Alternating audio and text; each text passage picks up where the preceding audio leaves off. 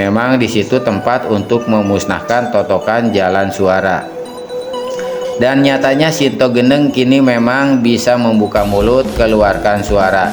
Tapi bicaranya aneh, ucapannya tidak jelas.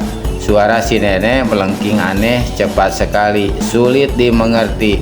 Wow, hik, au, ik, ik, wow, kik, kik, kik, astaga, nek. Kenapa suaramu jadi begini? Wiro tersentak kaget. Kau bicara apa? Suaramu seperti monyet terbakar buntut. Wiro kelabakan. Nah, assalamualaikum warahmatullahi wabarakatuh. Selamat berjumpa kembali ya di channel yang kita cintai ini. Nah, sekarang saya akan melanjutkan cerita silat Wiro Sableng Pendekar 212 TDS 3 dalam 1 episode keempat bagian yang ketiga. Nah, selamat mendengarkan. Totokan 1000 syaraf. Hanya sekejapan lagi tangan kiri Wiro Sableng akan dibabat putus oleh kapak sakti miliknya sendiri. Tiba-tiba dari mulut gua melesat masuk 2 bayangan hitam. Yang terjadi kemudian berlangsung serba tidak terduga dan sangat cepat. Ki Tawang Alu keluarkan jeritan keras. Satu gelombang angin dahsyat membuat dia terhempas 3 langkah ke belakang. Bersamaan dengan itu darah muncrat dari urat besar yang putus di pergelangan tangannya. Sebuah benda menancap di pergelangan itu. Kapak maut naga geni 212 terlepas dari genggamannya. Jatuh berkerontang di lantai goa. Tidak sadar Wiro membungkuk untuk mengambil senjata itu. Lantai yang dipijaknya bergoyang, menggetarkan alat rahasia yang terhubung dengan rantai besi di mana Sinto Gendeng tergantung. Tak ampun lagi rantai itu bergerak turun ke bawah.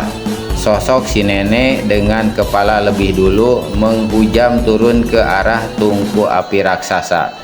Celaka, Wiro sadar, tapi sudah terlambat. Muka putih Ki Tawang Alu semakin putih, darahnya tersirap besar dan nyawanya terasa terbang ketika dia melihat benda apa yang menancap di pergelangan tangannya. Lebih dari itu, lututnya goyah gemetar ketika melihat ada sosok berjubah dan berkerudung hitam tegak berkacak pinggang di depannya. Si kakek jatuhkan diri berlutut di lantai gua. Benda yang menancap di pergelangan tangannya sebenarnya adalah pisau hitam bergagang bentuk kepala serigala terbuat dari perak. Racun serigala, nyawaku tidak tertolong. Kecuali jika ada yang memberi obat penawar. Ki Tawang Alu merasa lehernya kaku ketika dia mencoba mengangkat kepala. Memandang ke atas ke arah kepala orang yang berkerudung. Ampuni selembar nyawaku. Mohon diberi obat penawar racun serigala. Ki Tawang Alu meminta setengah meratap. Dari balik kerudung terdengar suara mendengus. Lalu suara orang berucap. Dari suaranya jelas diketahui bahwa orang berkerudung ini bukan lain adalah Pelangi Indah, ketua kelompok Bumi Hitam dari Gunung Merapi. Ki Tawang Alu, dosa dan kesalahanmu susah dijajaki. Lebih tinggi dari langit, melebihi dalamnya dasar lautan. Masih ada sedikit kesempatan untuk bertobat sebelum maut datang merenggut. Mengapa tidak dipergunakan? Ketua, suara Ki Tawang Alu tercekak. Dia jatuhkan keningnya ke lantai gua, bersujud. Aku mohon belas kasihanmu, berikan obat penawar racun serigala. Aku bersumpah menjadi orang baik-baik, menempuh jalan kebenaran. Sudah terlambat Tawang Alu. Kau memang pantas mati dimakan racun serigala, jawab Pelangi Indah. Saat itu tiba-tiba satu bayangan putih melompat ke hadapan Ki Tawang Alu. Ada cara mati lain yang lebih pantas untuk tua bangka keparat ini. Satu tangan yang kokoh menjambak rambut putih Ki Tawang Alu hingga kakek ini meraung kesakitan. "Ampun, jangan, tobat, pendekar 212 jangan!" teriak Ki Tawang Alu. Dia coba lepaskan diri, menjerit, memukul dan menendang, tapi sia-sia saja. Wiro sentakan kepala kakek itu hingga tubuhnya terangkat ke atas. Selagi Tawang Alu melejang-lejang dan menjerit-jerit, Wiro lemparkan sosoknya ke arah tungku raksasa. "Wut, blus!" Jeritan Ki Tawang Alu terputus, berganti dengan suara masuknya tubuh ke dalam tungku api. Lidah api berhamburan ke udara, lalu terdengar suara seperti benda meledak. Semua orang merasa ngeri. Itu adalah suara meledaknya tubuh Ki Tawang Alu yang ditambus api tungku raksasa. Bersamaan dengan suara ledakan itu menyusur berselesatan ke udara beberapa bagian tubuhnya. Bau daging terbakar memenuhi seantero gua. Kita kembali dulu pada saat sewaktu Wiro salah bergerak, hendak mengambil kapak maut naga geni 212 yang tergeletak di lantai. Saat itu juga rantai besi melorot ke bawah dan sosok Sinto Gendeng yang tergantung kaki ke atas, kepala ke bawah melayang turun deras. Sesaat lagi nenek itu pasti akan tenggelam amblas dalam tungku api raksasa. Sementara Wiro sudah mati langkah, tak mungkin berbuat suatu apapun untuk menolong gurunya. Saat itulah bayangan hitam kedua yang melesat dari mulut gua berkelebat cepat, menangkap tubuh Sinto Gendeng lalu membawanya melayang turun ke sudut aman menjauhi tungku maut. Ketika Wiro mendatangi si nenek, orang berjubah dan berkerudung hitam tengah membuka jepitan besi di ujung rantai besi yang mengikat dua kaki kurus Sinto Gendeng. "Nek, kau tidak apa-apa?" Wiro menegur seraya berjongkok di samping Sinto Gendeng. Sekilas dia melirik pada orang berjubah di sebelahnya. Dia tidak tahu siapa adanya orang ini, mungkin rembulan, mungkin juga mentari. Sinto Gendeng tidak menjawab. Dua matanya mendelik berputar memandang ke arah Wiro. Mukanya yang cekung tinggal kulit pembalut tulang ujukan tampang asam. Wiro sadar kalau saat itu gurunya masih berada dalam pengaruh totokan. Tak bisa bicara, tak bisa bergerak. Maka dia segera pergunakan kepandaian untuk melepas totokan itu. Yang pertama sekali adalah membuka jalan suara si nenek agar bisa bicara. Wiro menotok urat besar di leher kiri kanan Sinto Gendeng. Memang di situ tempat untuk memusnahkan totokan jalan suara. Dan nyatanya Sinto Gendeng kini memang bisa membuka mulut keluarkan suara. Tapi bicaranya aneh, ucapannya tidak jelas. Suara si nenek melengking aneh, cepat sekali, sulit dimengerti. "Wow, hik, au, ik, ik, wow, kik, kik, kik." Astaga, Nek, kenapa suaramu jadi begini? Wiro tersentak kaget. "Kau bicara apa? Suaramu seperti monyet terbakar buntut." Wiro kelabakan. Dia memandang ke arah pelangi indah dan rembulan. Di balik kerudung dua gadis cantik ini hanya senyum-senyum. Wiro jadi tambah bingung karena dua gadis seperti tidak berniat menolong. Wiro kembali berusaha membuka jalan suara si nenek. Dia menotok lagi di beberapa bagian tubuh gurunya.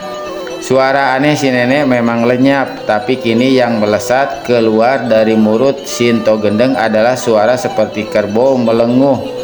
Wiro sampai jatuh terduduk saking kagetnya. "Eyang, kau kesambat atau kemasukan atau bagaimana?" seru pendekar 212 dan garuk kepalanya habis-habisan. Dalam bingungnya Wiro kembali menotok. Tiba-tiba ser, dari bawah perut Sinto Gendeng mengucur cairan yang menebar bau pesing.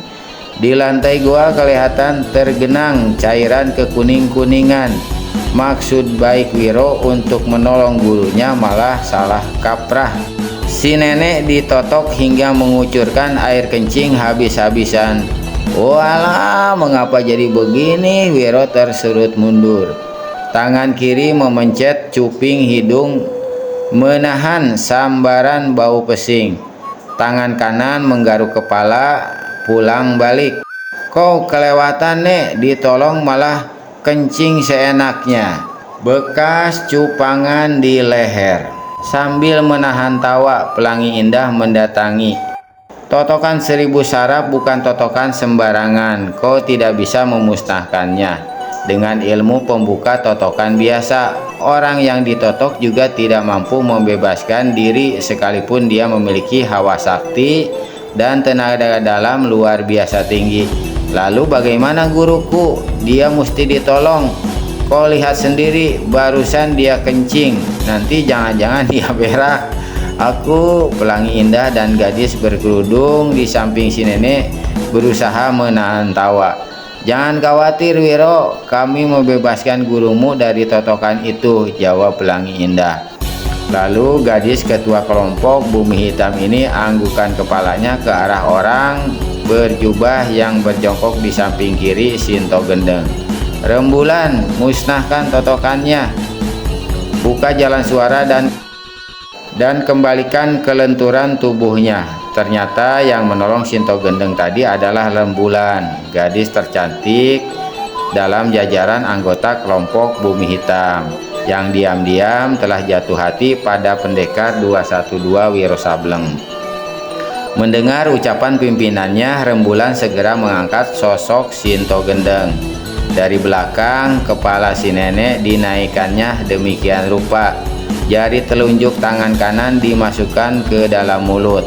Mata sesaat dipejamkan. Dia seperti merapal sesuatu dalam hati.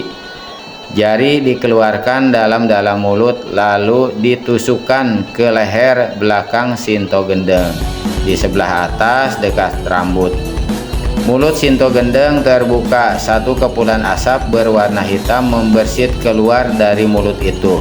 Sesaat kemudian si nenek tampak menggeliatkan kedua tangannya.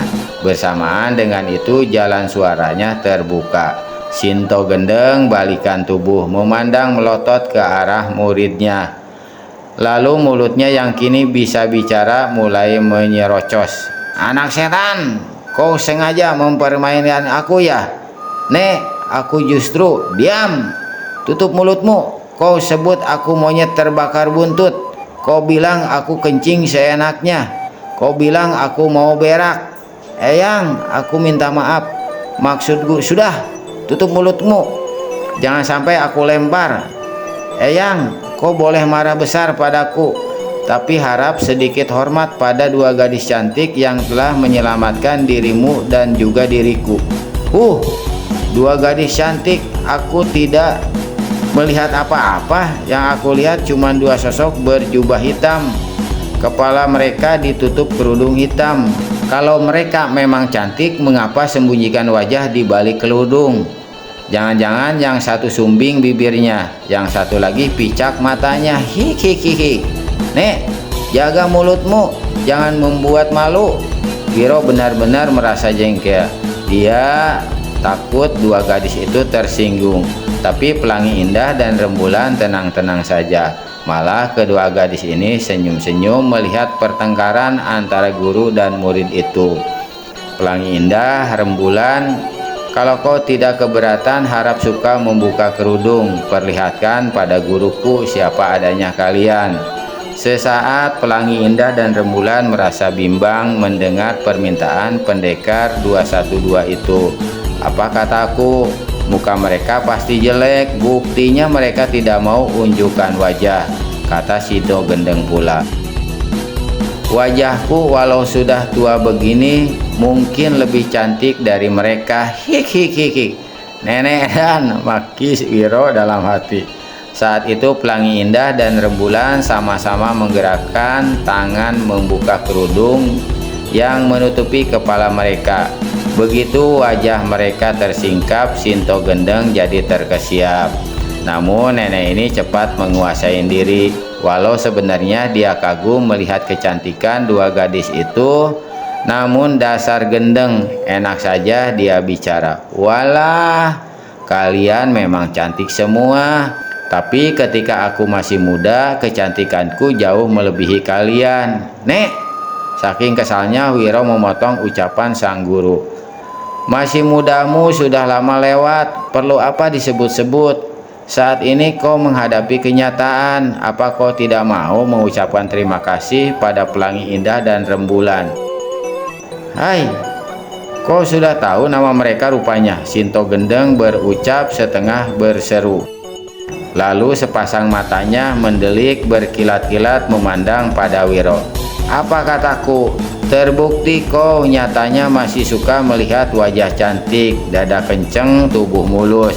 Bagaimana mungkin aku memberikan ilmu sepasang sinar inti roh padamu? Eyang, soal ilmu itu aku sudah melupakannya. Kau mau memberi atau tidak, aku tidak peduli. Saat ini kita berdua harus mengucapkan terima kasih pada dua gadis ini.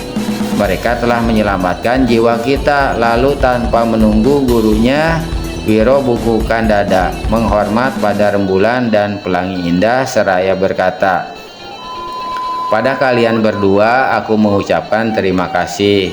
Untuk kesekian kalinya kalian telah menyelamatkan jiwaku. Wiro, sudahlah, tak perlu memakai segala macam peradaban. Kami senang bisa menolongmu. Lebih baik kau perhatikan keadaan gurumu. Kami masih ada kepentingan lain. Kami minta diri. Pelangi Indah melangkah ke mulut gua. Rembulan mengikuti. Tunggu, Sinto Gendeng tiba-tiba berseru. Dua gadis cantik hentikan langkah, memandang ke arah si nenek, menunggu apa kelanjutan ucapannya. Aku tua bangka ini tidak mau dikatakan tidak tahu peradaban dan sopan santun. Aku Sinto Gendeng mengaturkan banyak terima kasih karena kalian telah menyelamatkan jiwa kami murid dan guru. Budi kalian setinggi langit, sulit bagiku untuk mengukur membalasnya. Pelangi Indah tersenyum. Dia membungkuk lalu berkata, kami sendiri merasa senang dapat bertemu denganmu, Nek. Mengingat nama besarmu dalam rimba persilatan tanah Jawa, bisa bertemu denganmu sudah merupakan satu kehormatan besar. Izinkan kami meminta diri untuk pergi lebih dulu. Sinto Gendeng menarik napas panjang. Tiba-tiba tangan kirinya diulurkan memegang salah satu ujung pakaian Pelangi Indah. Gadis ini tahu apa yang hendak dilakukan si nenek. Dia kerahkan tenaga dalam. Gerakan si nenek hendak menarik tertahan. Namun sesaat kemudian dirasakannya dua kakinya bergetar. Sepertinya dia berada di lantai yang licin. Luar biasa tenaga dalam nenek ini. Kalau aku terus bertahan, pakaianku bisa robek. Lebih baik aku mengalah, kata Pelangi Indah dalam hati. Gerakan tangan Sinto Gendeng bukan saja membuat Pelangi Indah tertarik, tapi kepalanya merunduk ke bawah mendekati wajah si nenek. Gadis cantik, apa yang telah kau perbuat bersama muridku, si anak setan itu? Pelangi Indah terkejut sekali. Tidak menduga si nenek akan mengajukan pertanyaan seperti itu, walau diucapkan secara berbisik. Apa maksudmu, Nek? Si gadis berbalik bertanya, juga dengan berbisik. Jangan pura-pura, gadis cantik dan pemuda lajang bisa saja lupa diri. Kami tidak berbuat apa-apa, jangan berdosa, sumpah, Nek. Muridmu bukan pemuda hidung belang yang mempergunakan kesempatan sekalipun diberi jalan. Imannya sekokoh batu karang di pantai selatan. Sepasang mata Sinto Gendeng kelihatan bercahaya. Lalu nenek ini tertawa lebar. Kau boleh pergi, katanya. Tapi baru saja Pelangi Indah dan Rembulan bergerak 2 langkah ke mulut gua, tiba-tiba Sinto Gendeng berseru lagi. Hai, tunggu! Walau agak kesal, 2 gadis itu hentikan langkah memandang pada si nenek. Ya, ada apa, Nek? Tanya Pelangi Indah. Sebelum kalian pergi, ada satu hal ingin aku tanyakan. Pelangi Indah dan Rembulan tetap diam di tempat. Keduanya sekilas melirik ke arah Pendekar Wiro Sableng. Hal apa yang ingin kau tanyakan, Eyang Sinto? Tanya Pelangi Indah. Si nenek pandangi dua wajah yang masih belum ditutupi kerudung itu. Kalian memang cantik-cantik. Di antara kalian berdua, yang mana yang telah jatuh hati pada muridku si anak setan itu? Guru, kau ini mengapa bertanya yang bukan-bukan? Wiro berseru. Tapi si nenek cuman menyengir. Wajah Pelangi Indah dan Rembulan serta merta menjadi merah. Pelangi Indah geleng-gelengkan kepala, Rembulan menggigit bibir. Dua gadis itu kemudian tutup wajah mereka kembali dengan kerudung, lalu sama-sama melangkah cepat ke pintu goa. Ketika melewati Wiro, Pelangi Indah berhenti sesaat, lalu setengah berbisik dia berkata, Wiro, gurumu benar-benar hebat. Waktu muda pasti dia merupakan seorang gadis genit centil. Wiro diam saja. Rembulan menyambungi, belum pernah aku menemui nenek-nenek seusil gurumu. Pendekar 212 tidak tahu mau berkata apa. Dia cuma bisa menggaruk kepala. Sesaat setelah dua gadis cantik itu meninggalkan goa, Sinto Gendeng mengangkat kepala lalu tertawa panjang. Tua Bangka Edan, apa yang ditertawakannya? Maki Wiro dalam hati. Nek, memangnya ada yang lucu? Tanya Wiro. Aku belum edan, kalau tidak ada yang lucu, masakan aku tertawa? Coba kau katakan apa yang lucu, ujar Wiro pula. Dua gadis tadi, mereka tidak bisa menjawab pertanyaanku. Mereka tidak mau mengatakan siapa di antara mereka yang telah jatuh hati padamu. Berarti hihihi. Berarti apa nih? Tanya Wiro. Berarti dua-duanya telah jatuh cinta padamu. Kau dengar apa yang aku ucapkan, anak setan? Dua gadis itu telah jatuh cinta padamu. Hik. Wiro tak menjawab. Sang pendekar melangkah ke pintu goa. Kau mau kemana, anak setan? Mau menyusul dua gadis yang mencintaimu itu? Sinto Gendeng menegur lalu tertawa lagi. Gua ini pengap nih, bau pesing di mana-mana, jawab Wiro. Brengsek. Aku tidak mencium bau apa-apa, tukas Sinto Gendeng. Jangan kau berani meninggalkan aku. Kau tahu saat ini tugasmu harus segera kau mulai. Wiro hentikan langkah. Tugas apa, Nek? Jangan pura-pura tidak tahu. Gendong aku. Kita segera menuju teluk akhirat, jawab Sinto Gendeng. Mendengar ucapan gurunya itu, Pendekar 212 Wiro Sableng jadi lemas. Tapi tak ada hal lain yang bisa diperbuatnya selain mematuhi ucapan si nenek yang tidak lebih dari satu perintah. Sambil garuk-garuk kepala, Wiro melangkah mendekati Sinto Gendeng. Lalu seperti yang sudah-sudah, tubuh lumpuh si nenek digendongnya di atas pundak. Sambil melangkah untuk menghilangkan kekesalannya, Wiro bersio-sio seenaknya. Hatimu rupanya sedang senang. Aku ada satu pertanyaan untukmu, anak setan. Dari tadi kau rupanya lagi senang bertanya. Ucapan saja, Nek. Di antara dua gadis tadi, yang mana yang kau sukai? Waktu kau tadi menanyakan siapa di antara mereka yang jatuh hati padaku, tak ada yang menjawab. Lalu apa perlunya aku menjawab pertanyaanmu, ujar Wiro pula. Sinto Gendeng tertawa mengekeh. Mereka tidak mau menjawab. Mereka mendustai diri sendiri. Aku punya bukti salah satu dari gadis itu sudah mendapat tempat di hatimu. Malah sudah kau layani. Betul? Kiki. Apa maksudmu, Nek? Si nenek usapkan jari-jari tangannya ke pangkal leher Pendekar 212 Wiro Sableng sebelah kanan. Ada tanda bekas cupangan, bekas gigitan di lehermu itu. Siapa yang menggigit? Jelas bukan kodok kan? Setan atau jin juga tidak pernah menggigit manusia seperti ini. Wiro meraba lehernya. Dia tidak bisa melihat. Dia juga tidak tahu kalau pada lehernya memang ada bekas gigitan. Jangan-jangan nenek brengsek ini hanya menipuku. Tapi kalau benar, siapa yang melakukan? Pelangi Indah. Waktu dia berada berdua-dua di kamar dengan gadis itu, Wiro menggaruk kepala. Bersambung. Nah, terima kasih untuk teman-teman yang telah mendengarkan cerita Wiro Sableng. Nanti kita akan lanjutkan lagi. Mohon maaf atas segala kekurangan. Terima kasih atas segala perhatian. Wabillahi taufiq wa hidayah. Wassalamualaikum warahmatullahi wabarakatuh.